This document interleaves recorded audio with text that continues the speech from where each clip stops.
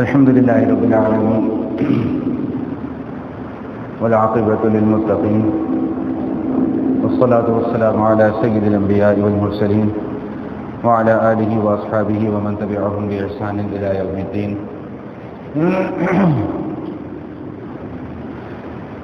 رب اشرح لي صدري ويسر لي أمري واحلل عقدة من لساني يفقهوا قولي. اللهم صل على روح محمد في الأرواح وصل على جسد محمد في الأجساد وصل على قبر محمد في القبور. سبحان ربك رب العزة عما يصفون وسلام على المرسلين والحمد لله رب العالمين. گزشتہ نشست میں اس بات پر گفتگو کا اختتام کیا تھا کہ قسم کیوں کھائی جاتی ہے اور اس کے بنیادی احکام کیا ہیں. اس سلسلہ میں گزارشات میں عرض کر چکا ہوں. ایک چوتھی قسم کی قسم بھی مذکور ہے جس کے احکام بھی بیان کیے گئے ہیں، اور وہ قسم یہ ہے کہ اگر کوئی شخص یہ قسم کھا لیتا ہے کہ میں اپنی بیوی کے قریب نہیں جاؤں گا، جس کو شریعت کی اصطلاح میں ایلا کرنا کہتے ہیں، ایلا، تو اس کے متعلق بھی قرآن کریم کے اندر احکام مذکور ہیں. سب سے پہلا حکم تو یہ ہے کہ ایلا کم از کم 4 ماہ کا ہوگا. 4 ماہ سے کم شرعی طور پہ وہ ایلا تصور نہیں کیا جائے گا. اگر کوئی آدمی یہ قسم کھا لیتا ہے کہ میں اپنی بیوی کے قریب نہیں جاؤں گا اور 4 ماہ تک وہ بیوی کے ساتھ کوئی تعلقات بھی قائم نہیں کرتا ہے، تو 4 ماہ کے بعد آٹومیٹکلی اس عورت کے اوپر، اس کی بیوی کے اوپر طلاق واقع ہو جائے گی. اس کو شریعت کی اصطلاح میں ایلا کہتے ہیں اور اس کے احکام بھی دوسرے پارے کے اندر بیان کیے گئے ہیں.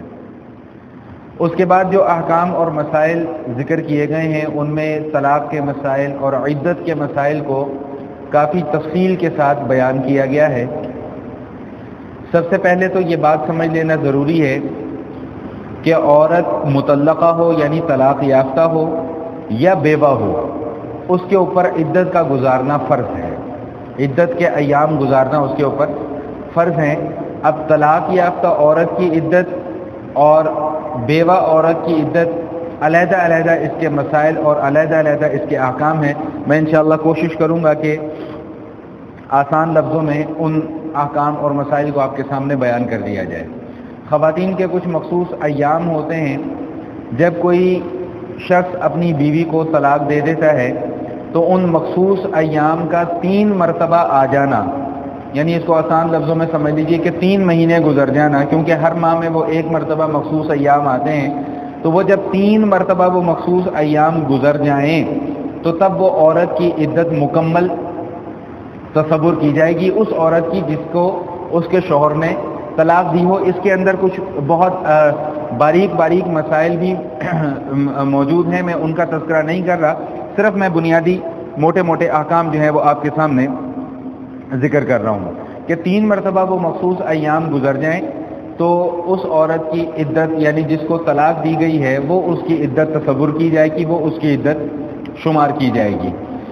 اس کے بعد جو قرآن کریم کے اندر مسائل اور احکام مذکور ہیں ان میں طلاق کے احکام مذکور ہیں.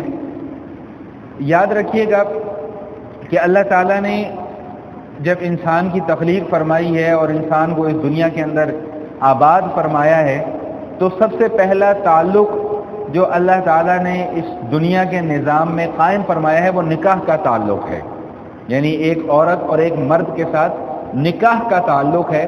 اور اب ظاہری سی بات ہے کہ ہر انسان کا مزاج اور ہر انسان کی طبیعت مختلف ہوتی ہے، تو اس نکاح کے تعلق میں اگر کہیں کوئی خرابی پیدا ہو جاتی ہے یا کوئی کمزوری آ رہی ہے یا کوئی اور معاملات آ رہے ہیں تو پھر اس نکاح کے تعلق کو ختم کرنے کے لیے ایک طلاق کا مرحلہ جو ہے وہ بھی بیان کر دیا گیا کہ بھئی اگر میاں بیوی کا گزارا آپس میں نہیں ہو پا رہا ہے اور ذہنی ہم آہنگی نہیں ہو رہی ہے تو پھر ایک طلاق کا ایسا راستہ ہے کہ اس کو اختیار کر کے میاں بیوی آپس میں علیحدگی اختیار کر سکتے ہیں. لیکن دوسری طرف یہ بھی بیان کر دیا کہ ابغض الحلال عند اللہ الطلاق، کہ حلال چیزوں میں سب سے بری چیز اللہ کی نظر میں طلاق ہے. یہ میاں بیوی کے اندر طلاق کے ذریعے سے جدائی کا ہو جانا یا پیدا کر دیا جانا یہ ایک شیطانی عمل ہے. جیسا کہ میں حدیث پہلے بھی کسی موقع پہ ذکر کر چکا ہوں کہ ہر روز شام کے وقت میں شیطان اپنا تخت پانی کے اوپر لگاتا ہے اور دن بھر کی کارگزاری جو اس کے چمچے خرچوں نے کی ہوتی ہے وہ سنتا ہے، اور آخر میں آ کر ایک اس کا چمچہ یا ایک شیطان یہ کہتا ہے کہ میں نے آج میاں بیوی میں جھگڑا کروایا، اور اس حد تک جھگڑا کروایا کہ ان کے درمیان میں طلاق واقع ہو گئی۔ تو روایات میں آتا ہے کہ وہ بڑا شیطان اٹھتا ہے اور اس شیطان کو اپنے چمچے کو سینے سے لگا لیتا ہے کہ تو نے اصل کام کیا ہے۔ تو یہ میاں بیوی کے اندر جدائی کا ہو جانا یا پیدا کر دیا جانا، یہ ایک شیطانی عمل ہے، نہایت قبیح عمل ہے، حلال ہونے کے باوجود اللہ کی نظر میں سب سے برا عمل ہے۔ طلاق جائز ہے اور حلال ہے، لیکن اس کے باوجود اللہ کی نظر میں یہ سب سے برا عمل ہے۔ اس لیے قرآن کریم کے اندر بھی اور نبی علیہ الصلوۃ والسلام کے فرمودات کے اندر بھی، نبی علیہ الصلوۃ والسلام کی معاشرتی زندگی کے اندر بھی ہمیں بہت ساری ایسی مثالیں ملتی ہیں کہ جن میں ان مسائل کو حل کرنے کی اور حل کروانے کی تجاویز بیان کی گئی ہیں، طریقہ کار بیان کیا گیا ہے، اور اس کا سب سے بہتر طریقہ یہ ہے کہ زندگی آسان طریقے سے گزاری جائے۔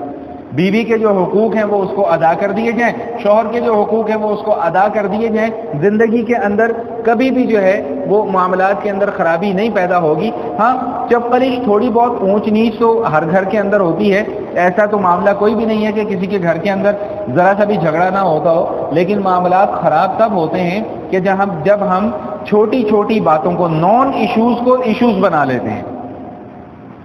کوئی ایسا معاملہ کہ جس کے اندر جھگڑے کی ضرورت نہیں ہے، اس کے اندر بھی جھگڑا پیدا کر لیتے ہیں بلا وجہ، ناجائز ایک دوسرے کی ٹو میں لگے رہنا، ایک دوسرے کے عیب تلاش کرتے رہنا۔ جب ایک دوسرے کے عیب تلاش کرنے کے پیچھے لگ جائیں گے تو پھر تو جھگڑا ہوگا ہی ہوگا۔ آپ کسی کے عیب تلاش کریں گے، کوئی دوسرا آپ کے عیب تلاش کرنے پہ شروع ہو جائے گا۔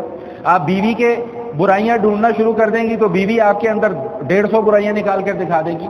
آپ 10 برائیاں اس کی بیان کرے گی، وہ 100 برائیاں آپ کی بیان کر دے گی۔ تو اس طرح معاملات کے اندر کبھی بھی سدھار نہیں آتا، بلکہ معاملات کے اندر ہمیشہ خرابی ہی خرابی پیدا ہوتی ہے۔ تو بہرحال دوسرے پارے کے آخر کے میں طلاق کے احکام کو بڑی تفصیل کے ساتھ بیان کیا گیا، اور اس بیان کرنے کی ایک وجہ یہ بھی تھی کہ زمانہ جاہلیت میں بھی، جیسا کہ میں نے عرض کیا کہ یہ سلسلہ نکاح اور طلاق کا تو سیدنا آدم علیہ السلام سے شروع ہوا ہے۔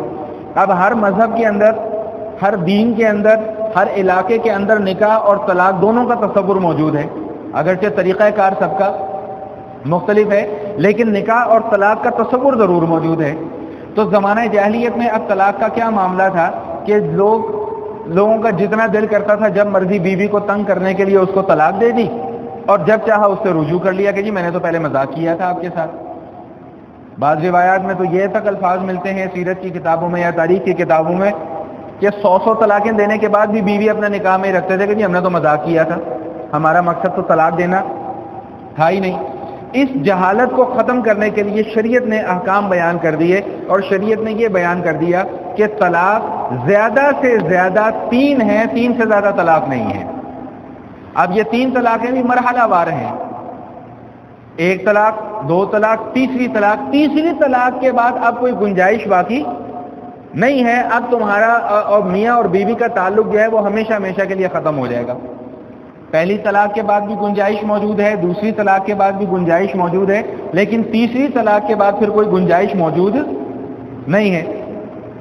اس لیے علماء نے لکھا ہے کتابوں میں، فقہ کی کتابوں میں یہ مسائل مذکور ہیں کہ 3 قسم کی طلاق ہوتی ہے۔ یہ تھوڑے سے علمی مسائل ہیں، لیکن میں آپ حضرات ماشاءاللہ سارے کے سارے اہل علم ہیں، تو میں اس لیے یہ مختصر یہ چیزیں آپ کے سامنے بیان کر رہا ہوں تاکہ کبھی اس طرح کے حالات آئیں تو یہ باتیں ذہن میں ہونی چاہیے۔ 3 قسم کی طلاق ہوتی ہے۔ ایک ہوتی ہے طلاق رجعی۔ طلاق رجعی وہ طلاق ہوتی ہے کہ جس میں آدمی اپنی بیوی کو طلاق دے دیتا ہے، صریح الفاظ کے ساتھ طلاق دے دیتا ہے، یعنی کوئی شخص اپنی بیوی کو یہ کہتا ہے کہ میں تمہیں طلاق دیتا ہوں، تو اب یہ ایک طلاق رجعی ہے۔ اس کا مطلب یہ ہے کہ عدت گزرنے سے پہلے عدت میں نے آپ کو بتلا دی کہ 3 مرتبہ ماہواری کا آ جانا، عدت گزرنے سے پہلے شوہر کو یہ حق حاصل ہے، یہ اختیار حاصل ہے کہ اگر اسے اپنی غلطی کا احساس اور ادراک ہو جائے تو وہ اپنی بیوی سے رجوع کر سکتا ہے، یعنی طلاق سے رجوع کر سکتا ہے۔ طلاق سے رجوع کیسے ہوگا کہ اسے اپنی زبان سے یہ کہہ دے کہ بھئی میں نے جو آپ کو طلاق دی تھی میں اسے رجوع کرتا ہوں، یا قربت کے تعلقات قائم کر لے، یا اس کو پیار محبت سے ہاتھ لگا دے تو اب یہ طلاق سے رجوع ہو جائے گا، تو طلاق رجعی کے اندر رجوع کرنے کا حق باقی ہوتا ہے۔ ایک دوسری قسم کی طلاق ہوتی ہے جسے طلاق بائن کہا جاتا ہے۔ بائن کا مطلب ہوتا ہے جدا ہو جانا، تو جب طلاق بائن واقع ہو جاتی ہے تو اب رجوع کرنے کا حق ختم ہو جاتا ہے، رجوع کرنے کا اختیار باقی نہیں ہے۔ اب اس صورت میں صرف تجدید نکاح ہی کی جا سکتی ہے، اس کے علاوہ کچھ نہیں کیا جا سکتا۔ اور ایک تیسری قسم کی طلاق ہوتی ہے جسے طلاق مغلظہ کہتے ہیں۔ یہ طلاق مغلظہ وہ طلاق ہوتی ہے کہ کوئی انسان اپنی بیوی کو 3 مرتبہ طلاق دے دے، اکٹھی دے دے یا علیحدہ علیحدہ دے دے، وہ 3 طلاقیں شمار کی جائیں گی۔ اب اس کے بعد اب رجوع کرنے کا اختیار جو ہے وہ اس کے پاس ختم ہو گیا، نہ تجدید نکاح ہو سکتا ہے نہ رجوع ہو سکتا ہے۔ اب اس کا تعلق اپنی بیوی کے ساتھ ہمیشہ ہمیشہ کے لیے ختم ہو گیا۔ یہ تو بنیادی طور پہ جو موٹے موٹے طلاق کے مسائل تھے وہ میں نے آپ کے سامنے عرض کر دیا۔ اب اس حوالے سے قرآن کریم نے کچھ چیزیں اور بھی بیان کی ہیں، میں چاہتا ہوں کہ میں مختصراً وہ باتیں بھی آپ کے سامنے عرض کر دوں۔ سب سے پہلی چیز تو یہ بیان کی گئی ہے کہ طلاق کے مسائل بیان کرنے کے بعد اللہ پاک ارشاد فرما رہے ہیں تلک حدود اللہ ومن یتعد حدود اللہ فاولئک هم الظالمون، کہ یہ اللہ تعالیٰ کی مقرر کردہ حدود ہیں اور جو ان حدود سے باہر نکلنے کی کوشش کرے گا وہ ظالموں میں شمار کیا جائے گا۔ تو اس لیے سر جو سب سے پہلی بنیادی چیز سمجھنے کی ہے وہ یہ کہ طلاق اور نکاح یا اس سے ملتے جلتے جتنے بھی مسائل ہیں، خصوصاً طلاق کے مسائل، یاد رکھیے گا کہ یہ انتہائی نازک اور انتہائی باریک مسائل ہیں، اور ہم لوگ ان طلاق کے مسائل میں ایسے بحث کر رہے ہوتے ہیں کہ جیسے بڑے بڑے مجتہد اور بڑے بڑے فقہا بیٹھ کر ان مسائل کو حل کرنے کے لیے بیٹھے ہوئے ہیں۔ یہ میں عام عوام کی بات کر رہا ہوں۔ مجھے اکثر فون آئے گا، وہ جی ہم بیٹھے ہوئے جی ایک موضوع کے اوپر بحث ہو رہی تھی، تو وہ طلاق کے موضوع کے اوپر بحث ہو رہی تھی، تو میں اس سے پہلے کہ ان کو جواب دوں میں ان سے یہی پوچھتا ہوں کہ بھائی آپ جو بحث کر رہے ہیں آپ سارے کے سارے وہاں پر کیا مفتیان کرام بیٹھے ہوئے ہیں یا علماء کرام وہاں پر تشریف فرمائے؟ نہیں جی ہمارے تو کوئی بھی مفتی نہیں ہے، کوئی بھی۔ تو میں کہا خدا کے بندو خوف کرو خدا کا، تم ہوتے کون ہو دین کے مسائل میں بحث کرنے والے، اور خصوصاً نکاح اور طلاق کے مسائل میں بحث کرنے والے؟ بچوں کا کھیل سمجھا ہوا ہے نکاح کے مسائل کو اور طلاق کے مسائل کو۔ اسی دوسرے پارے کے اندر انہی طلاق کے مسائل کو بیان کرنے کے بعد اللہ پاک ارشاد فرما رہے ہیں وَلَا تَتَّخِذُوا آیَاتِ اللَّهِ هُزُوًا، ہماری آیتوں کو کھلواڑ نہ بناؤ۔ جب جی چاہا طلاق دے دی، جب جی چاہا رجوع کر لیا، 3 طلاقیں دینے کے بعد بھی بیوی کو سینے سے لگا کے رکھا ہوا ہے، علامان الحفیظ نعوذ باللہ من ذالک ثم نعوذ باللہ من ذالک۔ 3 طلاقیں، او جی ہم نے غصے میں آ کے طلاق دے دی۔ بھائی پیار محبت میں طلاق دیتا کون ہے؟ پہلے سوچ لینا تھا نا طلاق دینے سے پہلے کہ میں طلاق دوں کہ نہ دوں اپنی بیوی کو۔ طلاق دینے کے بعد پھر روتے پٹتے ہوئے آ جاتے ہیں جی مسئلہ یہ ہو گیا جی وہ ہو گیا جی اب کوئی حل نکالو۔ کیا حل نکالیں؟ دین کے مسائل ہم نے بنائے ہوئے ہیں کہ جو ہم حل نکالیں گے تو اللہ کے بنائے ہوئے مسائل ہیں، اللہ کے بیان کردہ مسائل ہیں، ہم کون ہوتے ہیں اس میں حل نکالنے والے؟ ارے تھوبڑے سجا کے آ جاتے ہیں، لو جی اب میں کیا کروں جی میں تو مر گیا کھپ گیا۔ بھائی پہلے سوچنا تھا نا، پہلے جھگڑے کرتے ہو، مار کٹائی کرتے ہو، بیوی کے اوپر ڈنڈے برساتے ہو، جوتے برساتے ہو، گالیاں دیتے ہو، مارتے ہو، جائیداد میں اس کو حصہ نہیں دیتے ہو، ساس سسر سے ظلم کرواتے ہو، دیوروں سے ظلم کرواتے ہو، جیٹھوں سے ظلم کرواتے ہو، بھابھیوں سے ظلم کرواتے ہو، نندوں سے ظلم کرواتے ہو، اور جب جھگڑا حد سے بڑھ جاتا ہے طلاق دیتے تو پھر روتے پٹتے آ جاتے ہو کہ جی اب ہم کیا کریں جی، بچے خراب ہو جائیں گے جی یہ ہو جائے گا۔ تو پہلے سوچنے تھے نا یہ سارے کے سارے معاملات۔ جب تیر نکل گیا کمان میں سے اب کیا ہو سکتا ہے، وہ واپس تو نہیں آ سکتا۔ تو اس لیے خدا را کبھی بھی ان مسائل کے اندر بحث و مباحثہ کے اندر مت پڑیں۔ کوئی مسئلہ پیش آ گیا فوراً دارالفتہ جائیں، مفتی صاحب سے جا کر مسئلہ معلوم کریں، اپنی رائے کبھی بھی دین کے کسی مسئلے کے اندر نہ دیں۔ ایک غلط مسئلہ اور بڑا مشہور کیا ہوا ہے کہ عورت اگر حاملہ ہوتی ہے اور اس دوران اسے طلاق دے دیتے ہیں تو خود سے یہ مسئلہ بنا دیا ہوا ہے کہ جی حمل کے دوران تو طلاق ہوتی نہیں ہے۔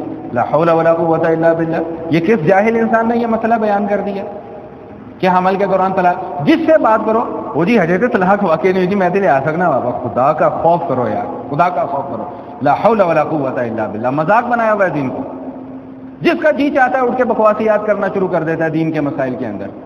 وہ خدا کا خوف نہیں ہے ہمارے اندر بالکل بھی، قرآن پڑھنا نہیں ہے، حدیث پڑھنی نہیں ہے، علماء کے پاس جا کے مسائل پوچھنے نہیں ہے، بس جو اپنے دماغ کے اندر آ گیا، جو اپنے دل کے اندر آ گیا اس کے اوپر فتویٰ ٹھوک دینا کہ جی ہمارے نزدیک تو یہ مسئلہ۔ تم ہوتے کون ہو؟ یہ کہنے والے کہ جی ہمارے نزدیک یہ مسئلہ ہے. معذرت کے ساتھ میں آپ لوگوں سے مخاطب نہیں ہوں، میں ایک جنرل بات کر رہا ہوں، لیکن آپ معاشرے کے اندر کسی سے بھی بات کر کے دیکھ لیجیے، آپ کو یہی مسائل نظر آئیں گے. کسی سے بھی اس موضوع کے اوپر بات کر کے دیکھ لیجئے، ہر بندے کی یہ خواہش ہو جی میری سمجھ میں تو یہ مسئلہ آتا ہے. یار تمہاری سمجھ ہے کس قابل جو تمہاری سمجھ کے اندر یہ مسئلہ آ گیا؟ کبھی قرآن کو پڑھا ہے، جا کر دیکھا، کھول کے دیکھا کبھی قرآن کو؟ جو قرآن اس حوالے سے کیا کہتا ہے؟ قرآن تو کہہ رہا ہے وَلَا تَتَّخِذُوا آیَاتِ اللَّهِ هُزُوًا، میری آیتوں کو مذاق مت بناؤ. جب طلاق ہو گئی تو ہو گئی. اب وہ بہانے لے کر آ جائیں گے، عورت اٹھ کے او جی میں نے تو سنا ہی نہیں ہے، میں نے تو بھائی تو نے سنا ہے یا نہیں سنا؟ جب اللہ کے نبی نے فرما دیا کہ شوہر طلاق کے الفاظ منہ سے نکال دے، کوئی سنے یا نہ سنے، اس میں سننے نہ سننے کی تو قید ہے ہی نہیں. جب شوہر کی زبان سے الفاظ نکل کے طلاق کے تو طلاق ہو گئی. نبی علیہ الصلوۃ والسلام فرماتے ہیں 3 چیزیں ایسی ہیں جو ہر حالت میں واقع ہو جاتی ہیں، چاہے غصے کی حالت ہو، چاہے مذاق کی حالت ہو، چاہے جس طرح کی مرضی حالت ہو.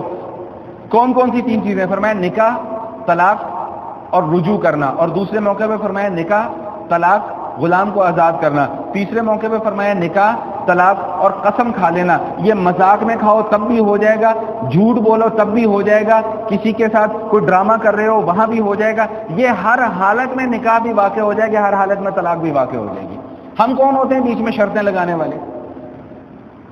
ساری زندگی شوہر کو ذلیل کرتی رہتی ہو، ساری زندگی شوہر کو بدنام کرتی رہتی ہو، گالیاں دیتی رہتی ہو. شوہر جب مجبور ہو کر طلاق دے دیتا ہے تو پھر روتی پھرتی آ جاتی ہو کہ ہم نے تو سنا ہی نہیں تھا کہ ہمارے شوہر نے ہمیں طلاق دی، ہمارے بچے برباد ہو جائیں گے. جی مولوی صاحب کوئی حل نکالیں اس کا. بھائی مولوی صاحب کون ہوتے ہیں حل نکالنے والا اس کا؟ لا حول ولا قوت الا باللہ. بچوں کا کھیل سمجھا ہوا ہے اس کو، طلاق کو، نکاح کو. وہ جو منہ میں آیا فتویٰ ٹھوک دیا، جو منہ میں آیا فتویٰ ٹھوک دیا.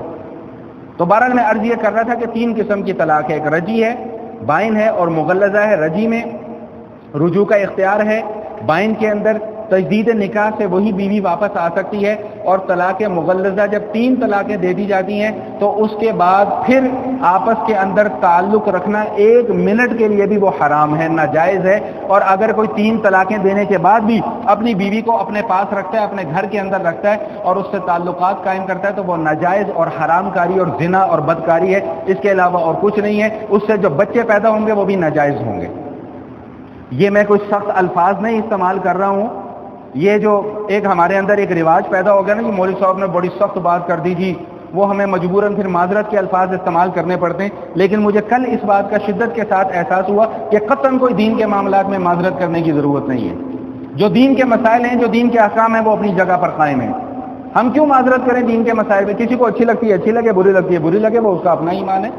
ہم کیوں لوگوں سے معذرتیں کرتے پھرتے ہیں؟ جی دین کے مسائل بھی بیان کر، جی معذرت جی آپ کو برا تو نہیں لگ گیا؟ لگتا ہے تو لگتا رہے برا، معذرت کے ساتھ کہ برا لگتا ہے تو لگتا رہے. اب میں کیا کر سکتا ہوں؟ مزاج ہی میرا ایسا ہے، میری طبیعت ہی ایسی ہے. تو جو حق ہے وہ تو حق ہے، جو قرآن ہے وہ تو قرآن ہے.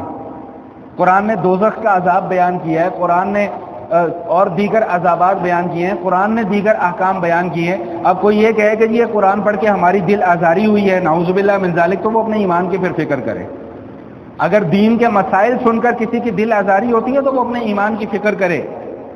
وہ کسی مولوی کے اوپر یا ملا کے اوپر اعتراض نہیں کر رہا، وہ ڈائریکٹ اللہ تعالیٰ کے اوپر اعتراض کر رہا ہے کہ یا اللہ آپ کے بھیجے ہوئے احکام اور مسائل سن کر ہمارا دل بڑا دکھا ہے. تو وہ پھر اپنے ایمان کی فکر کرے، ٹٹولے ذرا اپنے دل کو کہ ایمان دل کے اندر باقی ہے بھی کہ نہیں ہے. تو بہرحال عرض یہ کر رہا تھا کہ جہاں اللہ تعالیٰ نے مردوں کے حقوق کو بیان کیا ہے وہیں پر عورتوں کے حقوق کو بھی بیان کیا ہے. طلاق کا معاملہ، نکاح کا معاملہ، یہ ٹپیکل خاص میاں اور بیوی کے معاملات ہیں. اور نبی پاک صلی اللہ تعالی علیہ وسلم نے میاں بیوی کے حقوق کے حوالے سے نہایت ہی اہم گزارشات، نہایت اہم احکام اور مسائل جو ہیں وہ بیان کیے ہیں جن کے اوپر ہم رتی برابر بھی عمل نہیں کرتے.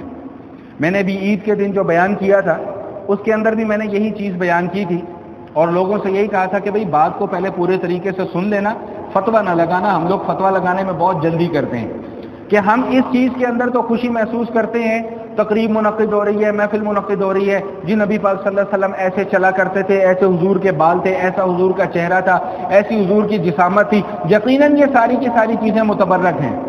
حضور علیہ الصلوۃ والسلام کی ذات اقدس کا بیان کرنا ثواب اور اجر سے خالی، بولو بھائی، ثواب اور اجر سے خالی نہیں. لیکن نبی علیہ الصلوۃ والسلام کی جو معاشرتی زندگی ہے اس کو بھی تو سیکھو کہ حضور نے عورتوں کے متعلق کیا حقوق بیان فرمائے ہیں. بیٹیوں کے متعلق کیا حقوق بیان فرمائے ہیں، اولاد کے متعلق کیا حقوق بیان فرمائے ہیں، ماں باپ کے متعلق، بہن بھائیوں کے متعلق، رشتہ داروں کے متعلق کیا حقوق بیان فرمائے، اس کی طرف ہماری توجہ نہیں ہے۔ کیوں؟ اس میں اپنا نفس مارنا پڑ جاتا ہے، اپنے آپ کو نیچا دکھانا پڑ جاتا ہے۔ میں ہمیشہ یہ بات آپ کے سامنے پہلے بھی کرتا رہا ہوں، آج بھی میں اس بات کو دہرا رہا ہوں کہ اگر کوئی بیوی کے ساتھ اچھا سلوک کر رہا ہو تو سب سے پہلے جو تکلیف گھر کے اندر شروع ہوتی ہے وہ ساس سسر کو شروع ہو جاتی ہے۔ اگر بیٹا بیوی کے ساتھ اچھا سلوک کر رہا ہے تو سب سے پہلے ماں کو تکلیف شروع ہو جاتی ہے، معذرت کے ساتھ ماں کو سب سے پہلے تکلیف ہو جی میرا منڈا ہتھ ہو گیا ہے۔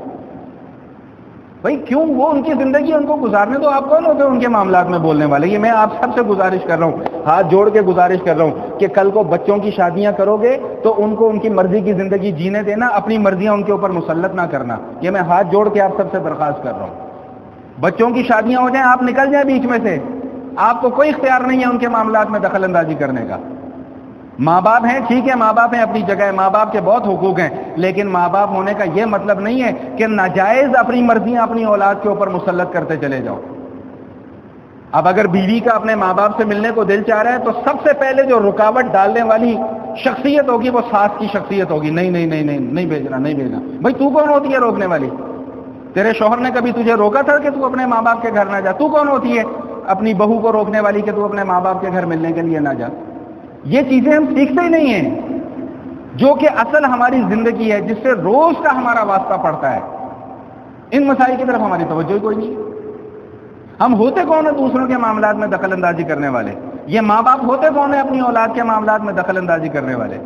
اور میاں بیوی ہے، تم نے اپنی زندگی گزار لی ہے، انجوائے کر لیا، بس جاؤ، جان چھوڑو، ان کو تو اپنی زندگی انجوائے کرنے دو۔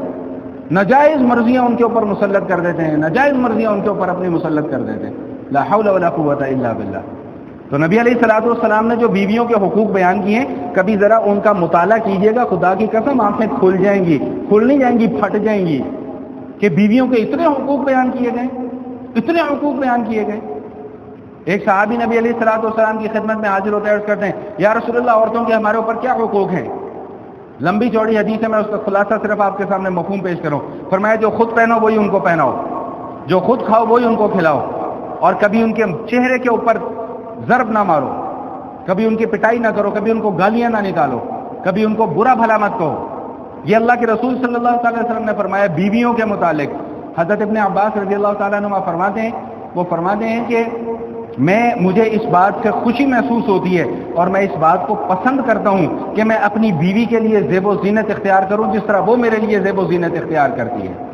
اب ہم نے بیوی کو تو پابند کیا ہوا ہے کہ بھائی میں گھر میں گھسوں تو مجھے ماسی خورشیدہ نظر نہیں آنی چاہیے، تو بن سر سنور کے جو ہے وہ کھڑی ہو، ہمارے سامنے موجود ہو۔ یہ میری طرف سے تو پابندی ہے میری بیوی کے لیے، لیکن خود میں گھر میں جا کر بنیان اور کچھا پہن کے بیٹھ جاؤں۔ اب بیوی کا بھی تو دل کرتا ہے نا کہ میرا شوہر خوبصورت نظر آئے۔ کیوں بھائی، کرتا ہے کہ نہیں کرتا ہے؟ سارے بیویوں والے بیٹھے ہوئے اکثریت، بیوی کا بھی تو دل کرتا ہے نا، اس کا بھی تو دل رکھو۔ اپنی مرضی تو اس کے اوپر مسلط کر دی۔ وہ اگر کوئی آگے بڑھ کے بیوی کے لیے دروازہ ہی کھول دے نا گاڑی کا، وہ ہے جورو کا غلام ہے گا، پکا پکا رن مرید ہے گا۔ لا حول ولا قوت الا باللہ۔ اس میں رن مریدی والی کیا بات ہے؟ بیوی ہے وہ، میری عزت ہے، وہ میرے گھر کی عزت ہے، وہ میرے بچوں کی ماں ہے، وہ میں اس کی عزت کیوں نہ کروں؟ صرف عزت کرنا اور کروانا جو ہے وہ عورتوں کا ہی کام ہے کہ وہی شوہروں کی عزت کرتے رہیں؟ شوہر جو جی میں آئے منہ میں آئے وہ بک دیا کرے، اپنی بیوی کو کھلی اجازت ہے اس کی۔ لا حول ولا قوت الا باللہ۔ پتہ نہیں ہم لوگ کس معاشرے کے اندر جی رہے ہیں اور ہم کیا چاہتے کیا ہیں۔ میرا تو یہ خیال ہے کہ ہم سب کو ایک مرتبہ مل بیٹھ کے نا ایک میٹنگ بلا لینی چاہیے اور اس میں فیصلہ کر لینا چاہیے کہ ہم لوگ چاہتے کیا ہیں آخر۔ ہم صرف نام کے مسلمان رہنا چاہتے ہیں یا تو کام کا مسلمان بھی بننا چاہتے ہیں؟ اللہ کے رسول صلی اللہ علیہ وسلم نے فرمایا کہ تم میں سے سب سے بہتر شخص وہ ہے کہ جو اپنی بیویوں کے ساتھ اچھا سلوک کرتا ہو، اور فرمایا کہ میں تم سب میں سب سے زیادہ اپنی بیویوں کے ساتھ اچھا سلوک کرنے والا ہوں۔ کبھی حضور کی زندگی کا یہ پہلو بھی پڑھ کے دیکھ لیجیے کہ نبی علیہ الصلوۃ والسلام کیسے اپنی بیویوں کے ساتھ سلوک کیا کرتے تھے۔ بات بڑی لمبی چوڑی ہو گئی، دور نکل گئی، میں تو طلاق کے مسائل بیان کر رہا تھا اور بات کہیں سے کہیں نکل گئی، لیکن خدا کے واسطے میری ان باتوں کو ذہن کے اندر ضرور رکھیے گا۔ اگر آج سے پہلے کوئی ظلم زیادتی ہو گئی ہے تو جا کر معافی مانگ لیں، کوئی حرج نہیں ہے۔ بیوی سے معافی مانگنے سے آدمی رن مرید نہیں بن جاتا ہے، سمجھ میں آئی بات؟ کبھی جھگڑا ہو جائے تو آگے بڑھ کے کبھی خود بھی بیوی کو منا لیا کریں، انسان رن مرید نہیں بن جاتا اس سے۔ یہ تو حق ہے اس کا میں ناراض ہو جاؤں تو میری خواہش ہوتی ہے کہ نہیں جی نہیں، میری بیوی ہی آ کے مجھے منائے. بھائی میں کیوں نہ مناؤں اپنی بیوی کو جا کے؟ بیوی ہے میری وہ. جب مزے لینے کو دل کرتا ہے، معذرت کے ساتھ، جب مزے لینے کو دل کرتا ہے تب اس سے پیارا ہمیں کوئی نہیں لگتا، اور جب اپنا کام نکل گیا تو اب جو مرضی اس کے ساتھ سلوک کرو. لا حول ولا قوت الا باللہ العلی العظیم. نبی علیہ الصلوۃ والسلام کی ایک حدیث مبارکہ ہے جس کا مفہوم ہے کہ اللہ کے حبیب صلی اللہ تعالی وسلم نے فرمایا کہ اس شخص سے زیادہ بغیرت کے الفاظ رہے ہیں، بغیرتی ہے، یہ بغیرتی ہے کہ آدمی دن کے وقت میں تو اپنی بیوی کے اوپر زور زبردستی کرے، ظلم کرے، اور رات کو اسی بیوی کے ساتھ بستر پر بیٹھا ہوا ہو، بستر پر لیٹا ہوا ہو. اللہ کے حبیب صلی اللہ تعالی وسلم نے سخت ناپسندگی کا اظہار فرمایا ہے. ذرا سوچئے گا کبھی تنہائی میں جا کر ان معاملات کو کہ ہم کیا ہیں اور ہم کس طرف کو جا رہے ہیں. تو بہرحال عرض یہ کر رہا تھا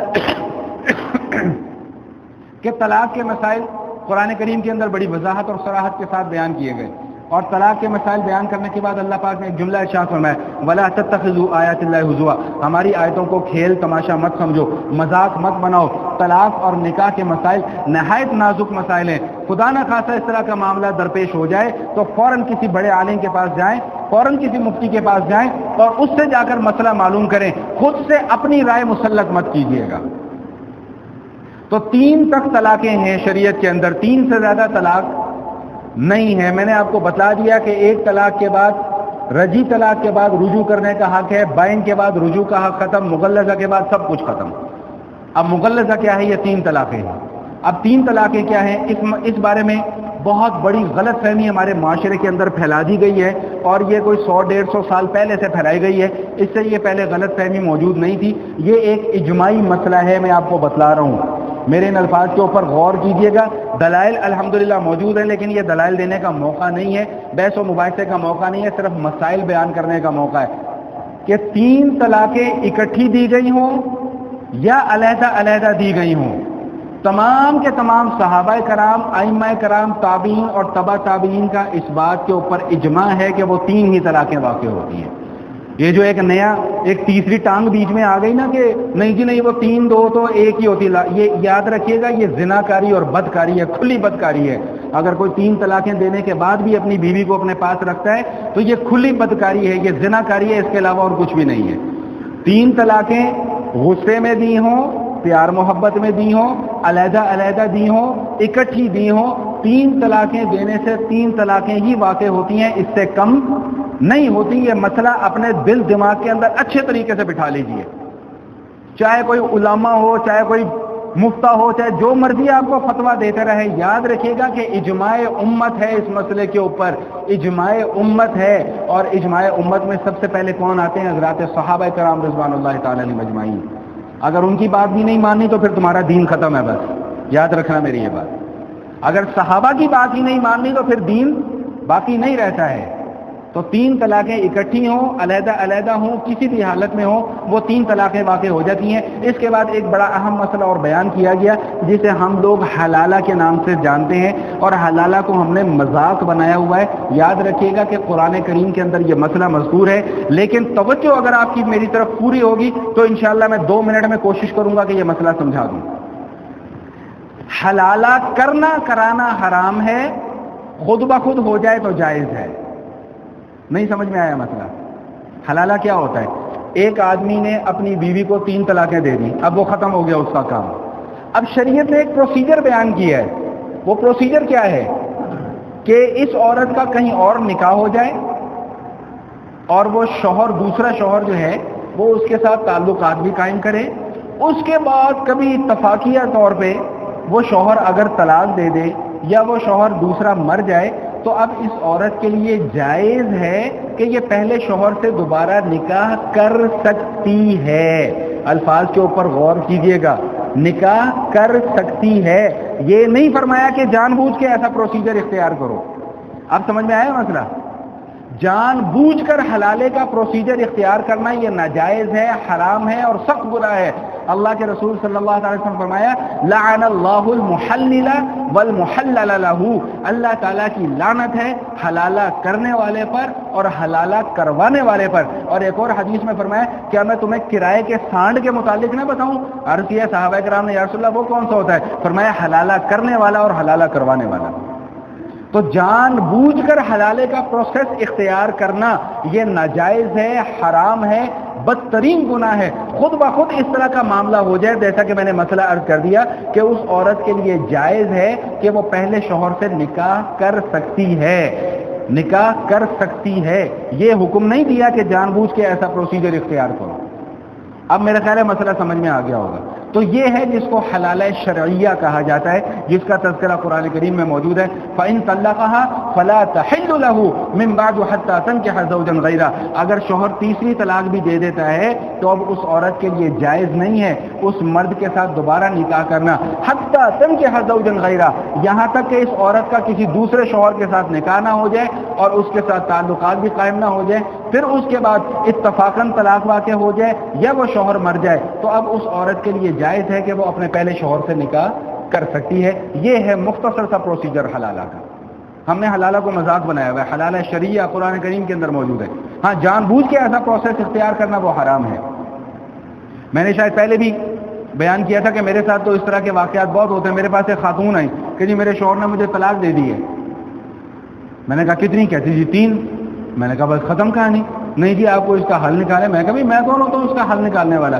وہ جی آپ میرا نکاح پڑھا دیں کسی دوسرے کے ساتھ تو پھر میں یوں کر دوں گی تو وہ کر دوں گی۔ اس عورت کو یہ اچھی خاصی معلومات تھی۔ میں نے کہا اچھا بھائی تم مجھے ذرا یہ بتاؤ کہ تم دوسرا نکاح کرنا کس کے ساتھ چاہتی ہو؟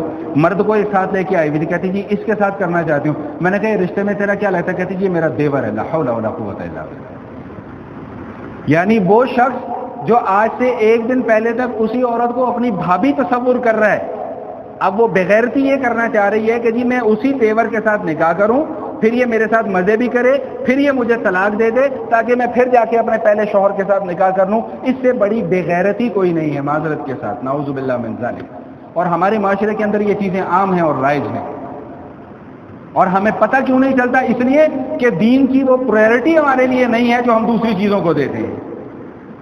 جتنا زور ہم دنیاوی علوم کے حصول میں لگاتے ہیں اس کا 1% بھی ہم نے دین سیکھنے کے اندر نہیں لگایا ہوتا تو آج ہم اس طرح ذلیل اور رسوا نہ ہو رہے ہوتے۔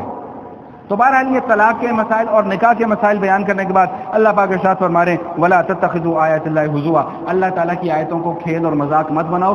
یہ ہم نے مسائل تمہیں اس لیے بیان کیے ہیں کہ تاکہ تم نصیحت حاصل کرو، تاکہ تم ایمان والے، پختہ ایمان والے بن جاؤ۔ اللہ تعالیٰ نے یہ سارے کے سارے مسائل بیان کیے۔ اسی طرح دوسرے پارے کے اندر رضاعت کا مسئلہ بیان کیا گیا۔ رضاعت کہتے ہیں بچے کو دودھ پلانا۔ یاد رکھیے گا کہ بچے کو دودھ پلانے کی زیادہ سے زیادہ حد جو ہے وہ 2 سال کی عمر ہے۔ 2 سال کا جب بچہ ہو جائے تو اس سے 1 دن اوپر بھی دودھ پلانا جائز نہیں ہے۔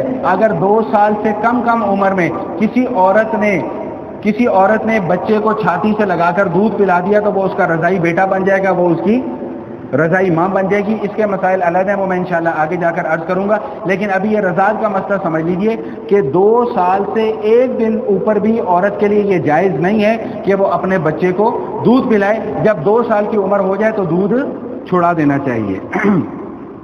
بیوہ عورت کی عدت کا مسئلہ بیان کیا گیا۔ بیوہ عورت کی عدت کیا ہے؟ جس عورت کا شوہر فوت ہو جائے اس کے لیے عدت گزارنا فرض ہے 4 ماہ اور 10 دن۔ لیکن یہ مسئلہ یاد رکھیے گا کہ یہ 4 ماہ 10 دن تب ہے جب شوہر کی وفات چاند کی پہلی تاریخ کو ہوئی ہو۔ اگر درمیان کی کسی تاریخ میں وفات ہو گئی تو اب ہر مہینہ 30 کا شمار کیا جائے گا اور ٹوٹل 130 ڈیز اس عورت کے اوپر عدت گزارنا فرض ہے جس عورت کا شوہر فوت ہو جائے۔ اللہ کے حبیب صلی اللہ علیہ وسلم فرمایا مفہوم ہے کہ سوگ منانا کسی کے لیے بھی میت کے اوپر 3 دن سے زیادہ جائز نہیں ہے، سوائے اس عورت کے کہ جس کا شوہر فوت ہو گیا ہو۔ اس کے لیے سوگ کتنے دن کا ہے؟ 4 ماہ اور 10 دن کا۔ اگر چاند کی پہلی تاریخ کو شوہر فوت ہوا، اگر درمیان میں کسی دن ہوا تو 130 دن عدت گزارنا فرض ہے، اور اس عدت گزارنے کے دوران عورت کے لیے نکاح کرنا جائز نہیں ہے۔ یہ مسئلہ سمجھ لیجئے گا۔ عدت کے حوالے سے بھی ہمارے یہاں بڑی ہی غلط فہمیاں پائی جاتی ہیں۔ یاد رکھیے گا کہ دوران عدت بلا ضرورت شرعیہ عورت کے گھر سے نکلنا جائز نہیں ہے۔ بناؤ سنگھار کرنا اس کے لیے جائز نہیں ہے۔ سوگ ہے تو وہ سوگ کو سوگ کی طرح منائے۔ جب اللہ نے حکم دیا ہے سوگ منانے کا تو ہم کون ہوتے ہیں اس سوگ میں رکاوٹ ڈالنے والے؟ میں پہلے بھی کئی مرتبہ یہ بات عرض کر چکا ہوں، آج پھر اس پلیٹ فارم پہ یہ بات عرض کر رہا ہوں کہ اس وقت ہمارا سب سے بڑا دشمن ہمارا اپنا میڈیا ہے۔ میں نے خود اپنے کانوں سے ٹی وی کے اوپر چلتے ہوا ایک ڈرامہ، کہیں سے میں جا رہا تھا وہاں پر میں نے دیکھا تھا، خود اپنے کانوں سے یہ الفاظ سنے ہیں کہ ڈرامے کے اندر ایک خاتون یہ فرما رہی ہے کہ عدت گئی بھاڑ میں۔ بھائی عدت اگر گئی بھاڑ میں تو تیرا ایمان بھی گیا بھاڑ میں۔ یہ قرآن کا حکم ہے عدت گزارنا، قرآن کا حکم ہے عدت گزارنا۔ جو یہ کہتا ہے کہ عدت گئی بھاڑ میں تو اس کا ایمان بھی گیا بھاڑ میں۔ تو اس لیے خدا کے واسطے ان مسائل کے اندر کوتاہی یا لاپرواہی مت برتیں، یہ نہایت اہم اور نازک مسائل ہیں، اور یہ شریعت کے بیان کردہ، نص قطعی کے بیان کردہ مسائل ہیں۔ قرآن کے اندر یہ مسائل موجود ہیں، یہ کسی ملا کی بنائی ہوئی بات نہیں ہے۔ نہیں یقین آتا تو ابھی دوسرا پارہ کھول کے تو قرآن پڑھ کے دیکھ لو، ترجمہ پڑھ کے دیکھ لو، اس کے اندر یہ مسائل موجود ہیں۔ تو بہرحال بیوہ عورت کی عدت کتنی ہے؟ 4 ماہ 10 دن۔ ہاں اب ایک مسئلہ اور بڑا اہم ہے، وہ سمجھ لیجئے۔ کسی عورت کو طلاق واقع ہو گئی ہو یا اس کا شوہر فوت ہو گیا ہو، اور جب طلاق ہوئی اس وقت وہ حاملہ تھی، یا جب شوہر فوت ہوا اس وقت وہ حاملہ تھی، تو اب اس کی عدت کب ہوگی؟ اب اس کی عدت تب پوری ہوگی جس دن اس کے ہاں بچے کی پیدائش ہوگی، چاہے 1 گھنٹے کے بعد بچے کی پیدائش ہو جائے، چاہے 9 ماہ کے بعد جا کر بچے کی پیدائش ہو۔ سمجھ میں آ گیا مسئلہ؟ کہ اگر کوئی عورت حاملہ ہے، بچے کی پیدائش متوقع ہے اس کو، اب اس کو طلاق ہو گئی ہے یا اس دوران اس کا شوہر فوت ہو گیا ہے، تو اب اس کی عدت کیا ہے؟ تو اب اس کی عدت وہ ہے جب بچے کی پیدائش ہو جائے۔ بچے کی چاہے ابھی پیدائش ہو جائے عدت ختم، چاہے 9 مہینے کے بعد ہو، اگر 9 مہینے کے بعد ہے تو پھر 9 مہینے کے بعد جب بچہ پیدا ہوگا تب اس کی عدت تصور ختم کی جائے گی۔ یہ بھی قرآن اور حدیث کا متفق، قرآن اور حدیث کے اندر بیان کیا ہوا صریح مسئلہ ہے، اس کے اندر بھی بہت زیادہ احتیاط کی ضرورت ہے۔ زمانہ جاہلیت میں جب کسی عورت کا شوہر فوت ہو جاتا تھا تو اس کو ایک جھونپڑے میں 1 سال کے لیے بند کر دیا کرتے تھے۔ یہ جو ہمارے عورتیں نعرے لگاتی ہیں نا کہ جی ہمیں حقوق نہیں دیتا اسلام، حقوق نہیں دیتا، کبھی اسلام کو پڑھو تو پھر تمہیں پتہ چلے کہ کتنے حقوق ہیں، اور پھر اپنا موازنہ ان لوگوں کے ساتھ کرو جن کی تم پیروکاری کرتے ہو، جن کے تم غلامی کر رہے ہو، جن سے ڈالر لے لے کر تم دین اسلام کو بدنام کرنے پر تلے ہوئے ہو۔ ذرا ان کی ہسٹری پڑھو اور اپنے دین کو پڑھو، پھر تمہیں پتہ لگے گا کہ دین تمہیں کتنے حقوق دیتا ہے۔ زمانہ جاہلیت کے اندر عورت کو جھونپڑے کے اندر 1 سال کے لیے بند کر دیا جاتا تھا، اور یاد رکھیے گا نہ اس کو نہانے دھونے کی اجازت تھی، نہ اس کو کپڑے بدلنے کی اجازت تھی۔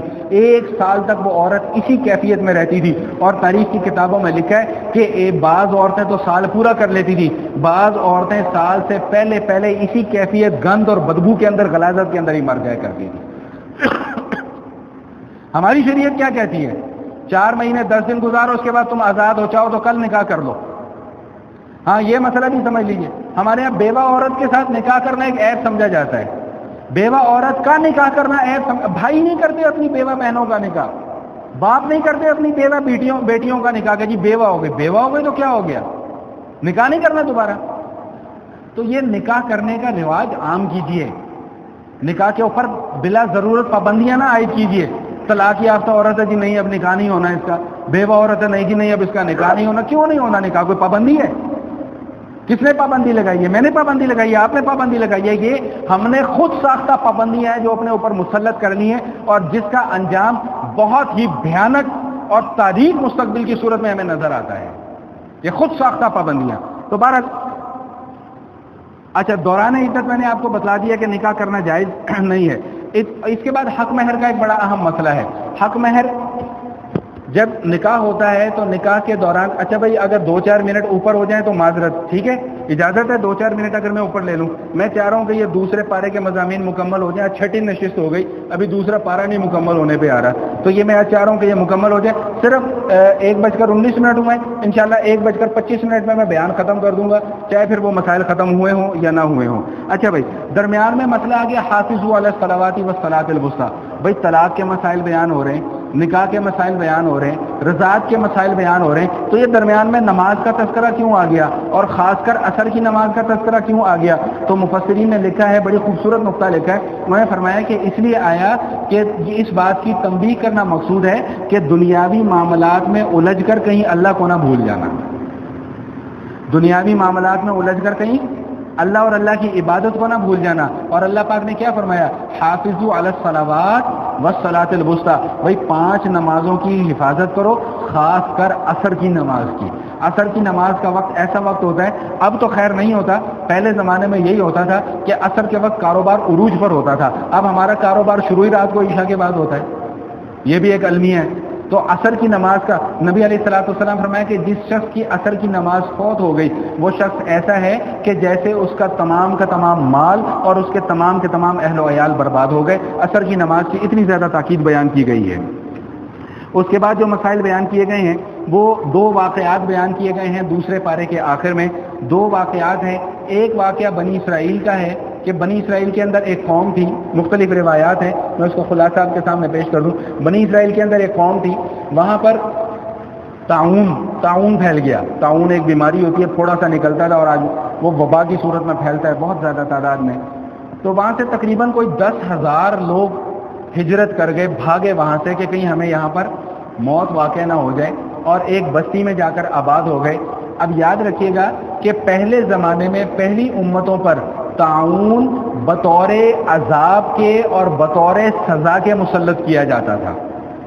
اس امت کے اوپر اللہ پاک نے بڑی شفقت فرمائی ہے کہ اگر کوئی تعاون کے اندر فوت ہو جاتا ہے تو اللہ کے حبیب صلی اللہ علیہ وسلم فرماتے ہیں کہ اسے شہید کے برابر ثواب ملے گا. پہلی امتوں میں یہ عذاب کے طور پہ آیا کرتا تھا. تو وہ لوگ بھاگے کہ ہم کہیں اس تعاون کی وجہ سے مر نہ جائیں، تو ایک وادی کے اندر جا کر آباد ہو گئے. تو اللہ تعالیٰ نے چونکہ ان کو وہ موت سے ڈر کر بھاگے تھے تو وہ 10,000 کے 10,000 اللہ تعالیٰ نے ایک فرشتہ وہاں پر بھیجا، اس نے خوفناک آواز منہ سے نکالی جس سے وہ 10,000 کے 10,000 لوگ مر گئے. اب ان کے جب علاقے والوں کو اس بات کی خبر ہوئی تو وہاں پر آئے، انہوں نے دیکھا 10,000 میتیں پڑی ہوئی ہیں، اب ان کے کفن دفن کا کیسے انتظام کریں؟ انہوں نے کہا دفع کرو، مر گئے کھپ گئے، جاؤ جان چھوڑو، اب چلتے ہیں ہم، بس دیکھی جائے گی. تو وہاں سے بہت سالوں کے بعد کسی نبی کا وہاں سے گزر ہوا. روایات میں ان کا نام حضرت حزقیل علیہ الصلوۃ والسلام لکھا ہوا ہے. انہوں نے جب یہ سارا کا سارا ماجرا دیکھا کہ ہڈیوں کے ڈھانچے پڑے ہوئے ہیں، بوسیدہ ہڈیاں پڑی ہوئی ہیں، یا اللہ یہ کیا ماجرا ہے؟ تو وہی کے ذریعے سے ان کو بتلایا گیا کہ یہ وہ لوگ ہیں جو موت کے ڈر سے بھاگے تھے اور اللہ تعالیٰ نے یہاں پر ان سب کو موت دے دی تھی. تو حزقیل علیہ السلام نے اللہ سے دعا کی کہ اللہ ان سب کو دوبارہ آپ زندہ کر دیجئے.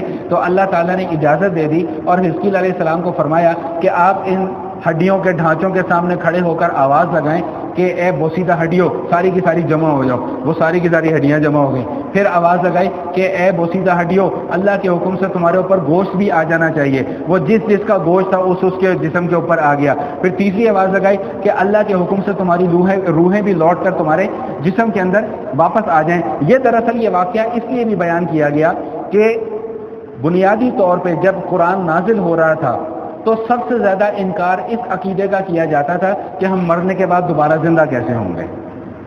تو اللہ تعالیٰ نے انہی کی قوموں میں سے، انہی کے آباء و اجداد میں سے یہ واقعہ بیان کر دیا کہ ہم اس سے پہلے تمہارے آباء و اجداد کو تمہارے نبی کی آنکھوں کے سامنے اس طرح زندہ کر کے دکھا چکے ہیں. اور دوسرا جو واقعہ بیان کیا گیا وہ حضرت داؤد علیہ السلام، حضرت طالوت اور جالوت جو ایک ظالم بادشاہ تھا اس کا بیان کیا گیا. بہت لمبا چوڑا واقعہ ہے، میں اس کو مختصر کر رہا ہوں، صرف 2 منٹ باقی ہیں. کہ جہاد اور قتال کے احکام اور فضائل بیان کیے گئے. لوگ ڈرتے تھے، کیوں نہیں جہاد میں جاتے کہ یہ موت واقع ہو جائے گی. تو اللہ تعالیٰ نے ڈر کی وجہ سے، وہ بھی بنی اسرائیل کا واقعہ ہے، ان کے ڈر اور خوف کی وجہ سے ان کے اوپر ایک ظالم بادشاہ کو مسلط کر دیا. بات سمجھنے والے میرے سمجھ گئے ہوں گے کہ میں کیا بات کرنا چاہ رہا ہوں، کہ ظالم حکمران مسلط کر دیے گئے جب جہاد اور قتال سے ہم نے ڈرنا شروع کر دیا. تو انہوں نے بھی ڈرنا شروع کر دیا. اللہ تعالیٰ نے ظالم حکمران ان کے اوپر مسلط کر دیا. اس کا نام تھا جالوت. تو جب جالوت ان کے اوپر مسلط ہو گیا اور اس نے ان کے اوپر ظلم ڈھائے تو اس دور کے جو نبی تھے یہ ان کے پاس گئے. شموئیل علیہ السلام نبی تھے، یہ ان کے پاس گئے اور دعا کی، ان سے درخواست کی کہ حضرت ایک حکمران سمجھدار قسم کا ہمیں ہمارا امیر بنا دیجئے تاکہ ہم اس سے مقابلہ کریں اور اس سے اپنی جان چھڑائیں. انہوں نے غریب ترین آدمی جن کا نام طالوت تھا ان کو ان کا بادشاہ بنا دیا. میں نے کہا نہیں، غریب ہمارا بادشاہ نہیں بن سکتا. ہم بھی یہ کہتے ہیں غریب ہمارا بادشاہ نہیں بن سکتا. انہوں نے کہا یہ غریب آدمی نہیں ہے، یہ بڑا سمجھدار آدمی ہے. اللہ تعالیٰ نے اسے علم اور حکمت سے نوازا ہے. پھر کچھ پرانے ان کے بزرگوں کی نشانیاں تھیں وہ ان کو دکھائی گئیں جس کی بنا پر انہوں نے طالوت رحمۃ اللہ تعالیٰ علیہ کی بادشاہت کو قبول کیا، پھر اس کے ساتھ لڑائی ہوئی جالوت کے ساتھ۔ جالوت کو قتل کا قصہ بڑا عجیب ہے۔ یہ اتنا کوئی زبردست قسم کا آدمی تھا اور طاقتور تھا کہ جب یہ طالوت اپنے لشکر کو لے کے چلے، ہزاروں کا لشکر تھا لیکن وہاں بھی منافق تھے، اور دلچسپ بات یہ ہے کہ جتنے لوگ واپس لوٹ گئے منافقوں کی طرح، باقی جو تعداد رہ گئی وہ 313 تھی۔ غزوہ بدر میں بھی 313 اور جالوت کے ساتھ مقابلہ کرنے والے بھی 313 ہی باقی رہ گئے تھے۔ تو یہ جالوت جب باہر آیا تو اس نے سر سے لے کے پاؤں تک لوہے کا لباس پہنا ہوا تھا، اور اس کی آنکھوں کے علاوہ اور کوئی چیز بدن کا حصہ نظر نہیں آ رہا تھا۔ تو جو بھی اس کے اوپر حملہ کرتا اس کا حملہ کارگر ثابت نہیں ہوتا تھا۔ تو داؤد علیہ السلام جو اس وقت تک نبی نہیں بنے تھے لیکن اس فوج کے سپاہی تھے، انہوں نے 3 پتھر لیے، اللہ کا نام لے کر پڑھ کر اس کو پتھر مارا۔ وہ پتھر اس شدت کے ساتھ اس کے سر پہ لگا کہ باوجود لوہے کا لباس ہونے کے اس کی وہاں پر موت واقع ہو گئی۔ تو یہ واقعہ اس لیے ذکر کیا گیا کہ موت سے تم کہیں بھی بچ نہیں سکتے، چاہے وہ موت میدان جنگ میں آئے، چاہے وہ موت تمہارے بستر کے اوپر آئے۔ اسی مضمون کے ساتھ یہ دوسرے پارے کے مضامین کا جو ہے وہ تکمیل ہو جاتی ہے۔ انشاءاللہ زندگی رہی تو آئندہ نشست میں تیسرے پارے کے مضامین کا آغاز ہوگا۔ اللہ میرا کہنا اور آپ حضرات کو سننا قبول فرمائے۔